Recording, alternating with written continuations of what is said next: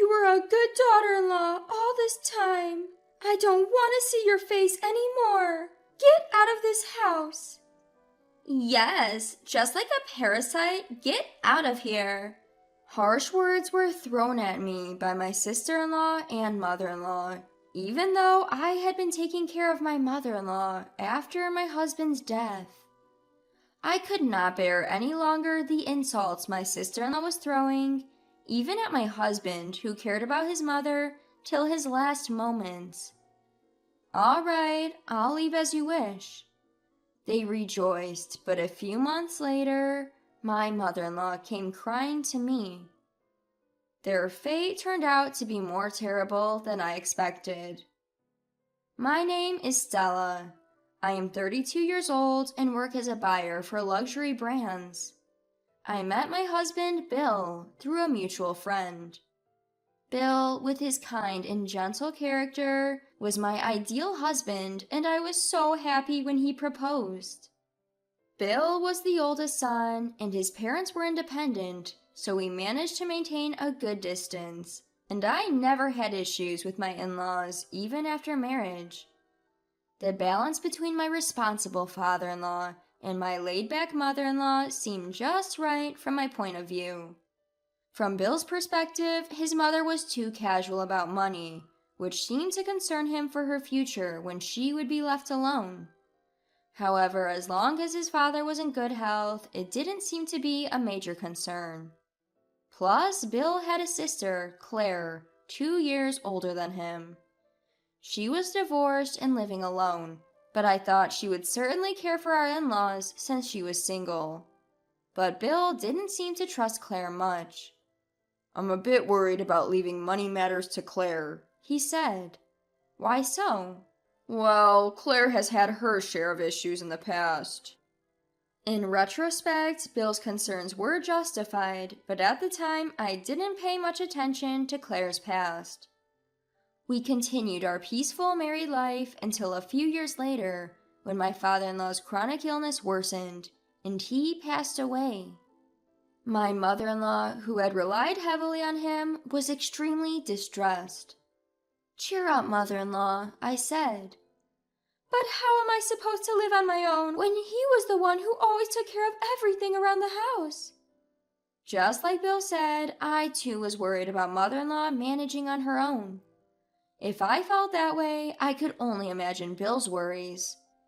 One night, Bill came to talk to me. "Stella, could we live together with my mom?" The proposal was sudden, but I was expecting it to some point. However, what concerned me was Claire.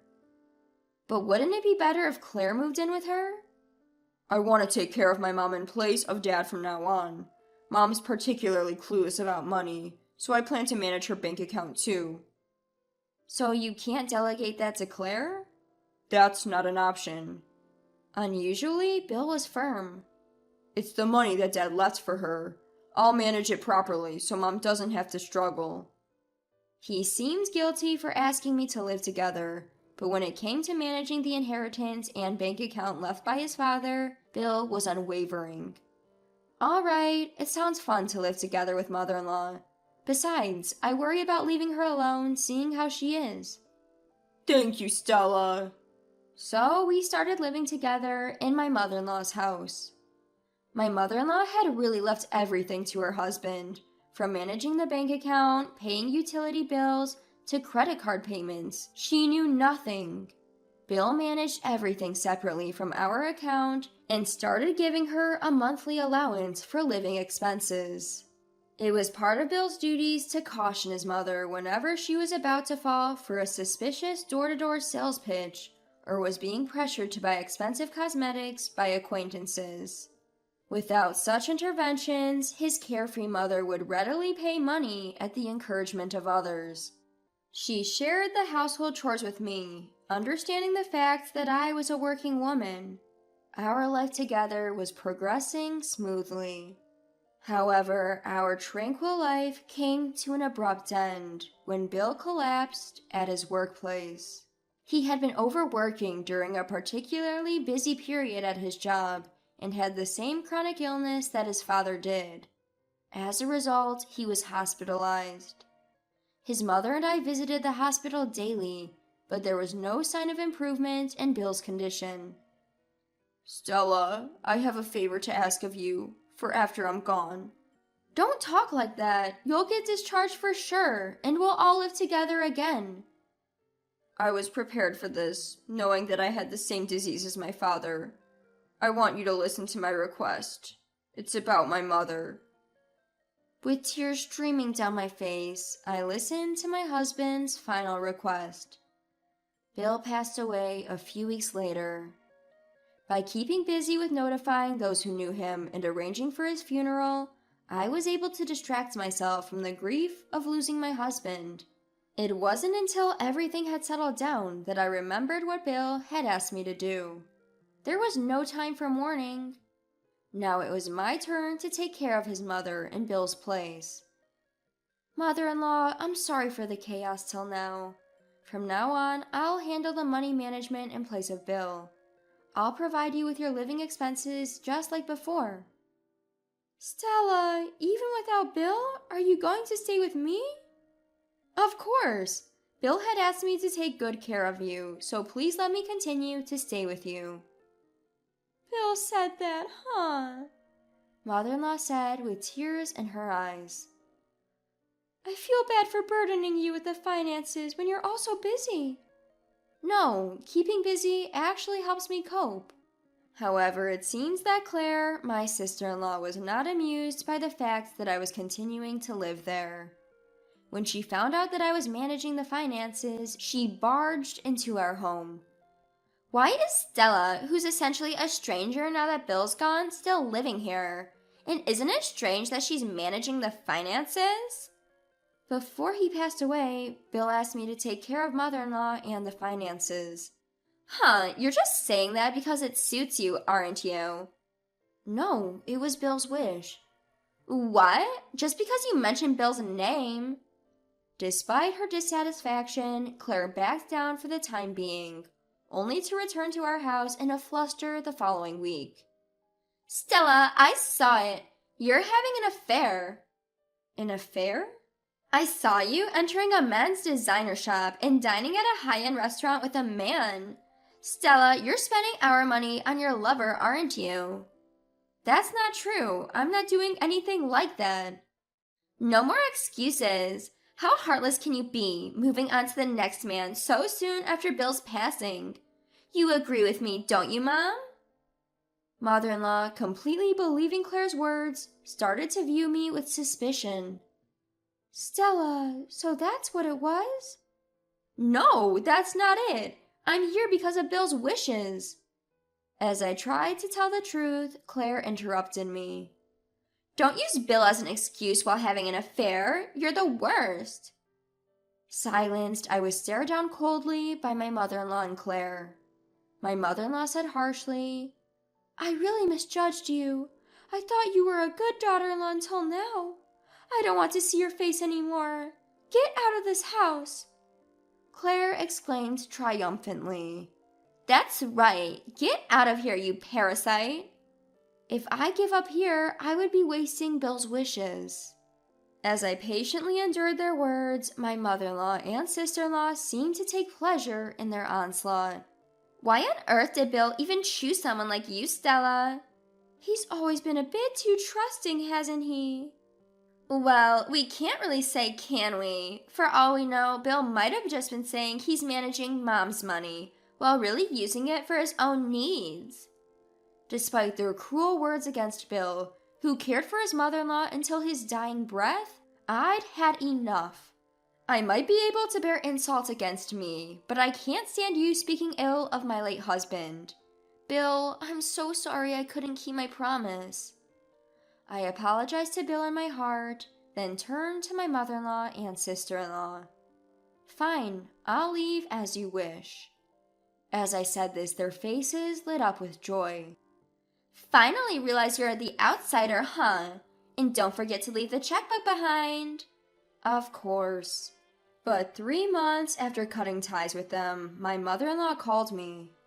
"Stella, I got a notice that my card payment didn't go through. What does that mean?" It seems that her incompetence in handling money hasn't changed even after I left. My mother-in-law, however, ignores this and continues to berate me. We've never had this problem before. Ever since you left, the money has suddenly disappeared. You stole it, didn't you? What? This isn't something we can solve over the phone. Come over here now, she said, abruptly hung up the phone. Despite my reluctance, I had no choice but to head to her place. At the house, my mother-in-law and sister-in-law were waiting for me. I walked past my raging mother-in-law, logged into the online banking, and showed her the account balance. Here is the statement. As you can see, the balance was never in the negative while I was here. Can you guess why? What? Isn't that because you saved money? You're not exactly known for being good with money, are you? The balance never went negative because I was depositing $1,500 each month for living expenses. Living expenses? You were depositing money for that? Ever since the time Bill was alive, we've always done it that way. We discussed that if we paid a little more than our share of the rent for living together, it would prevent my mother-in-law's savings from decreasing. Bill was?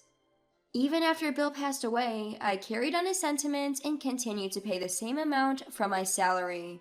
Of course, after being kicked out of the house, I stopped paying. Next, I showed her the statement after I left. And this is the statement after I left.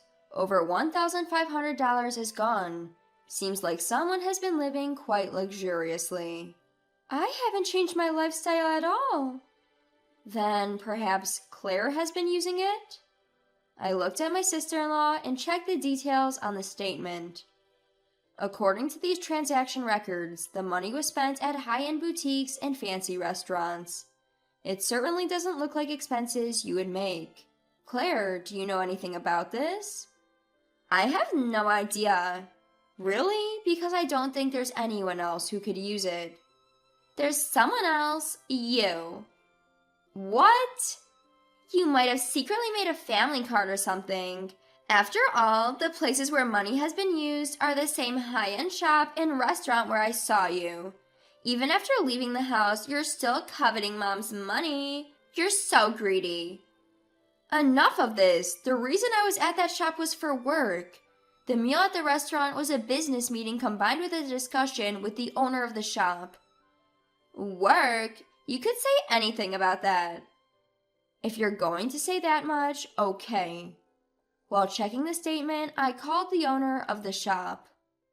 Yes, it was last Friday. The product's name is... As I spoke firmly, Claire stared at me in astonishment. Yes, please attach it to an email. That would be helpful. Oh, I see. Thank you for the information. After hanging up the phone and checking the email, I showed my mother-in-law and sister-in-law the video attached to the email I received. The picture showed my sister-in-law Claire purchasing designer goods. What? What is this? Upon seeing the image, Claire's face quickly paled, and she screamed out. I phoned the store owner and had him send me a snapshot of the person buying the goods from the security camera footage on the day of the transaction. There's no doubt it's you, Claire. Do you have anything else to say? Claire stayed silent, unable to defend herself. Ah, and by the way, I was informed by the owner that recently, right after the products were sold, identical items have been popping up at nearby pawn shops. This also matches the date when you made the purchases with your card, doesn't it? Well, that's... Claire's flustered demeanor spoke volumes about the truth of the situation. My mother-in-law asked inquisitively, "Why would anyone buy something only to immediately sell it? Such a hassle." In lieu of the silent Claire, I answered, "She needed cash, didn't she? If she directly withdrew the money, it would become apparent that it was her doing so. She tried to frame me by specifically choosing a store that I frequently visit, right?" Claire kept silent, having no room for rebuttal. Yet my mother-in-law still had some doubts. But why did she need so much money? It was to repay debt. I supplemented Claire's whispered words. It seems she hid this from you, but the reason Claire got divorced was because of her debt, wasn't it?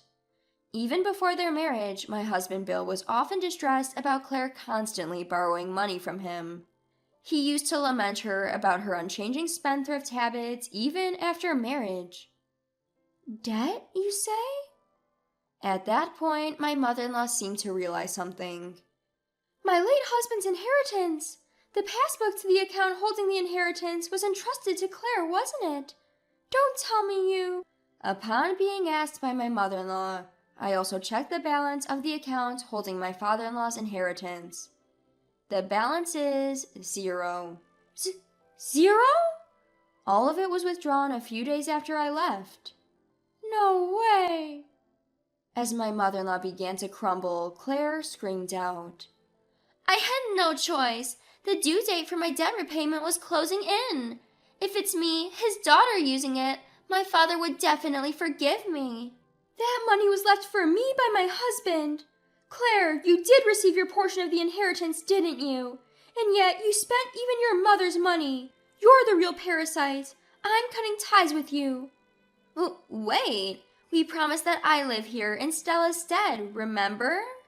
If I live with a daughter like you who can't control her spending, I'll end up broke too. First of all, you need to pay back all the money you took from me. Saying so, my mother-in-law practically threw Claire out. However, whether this was the right choice, we do not know. After she was evicted, it became difficult to get in touch with Claire, and she never recovered any of the spent inheritance from her husband. My mother-in-law, who could have spent her later years comfortably, seems to be leading a frugal life all alone now.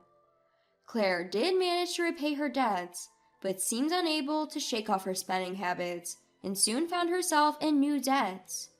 She seems to be running from debt collectors, moving from place to place. Since leaving my husband's family home to live alone, I have finally been able to come to terms with Bill's death. The outcome was completely different from Bill's intention, but I do not regret it. In his last will, Bill told me, "What I want prioritized most is Stella's happiness." By separating from my in-laws who disrespected Bill's feelings, I was able to protect the memories of my husband. I'm sure Bill would forgive my decision. From now on, I plan to live slowly, indulging in the happy memories with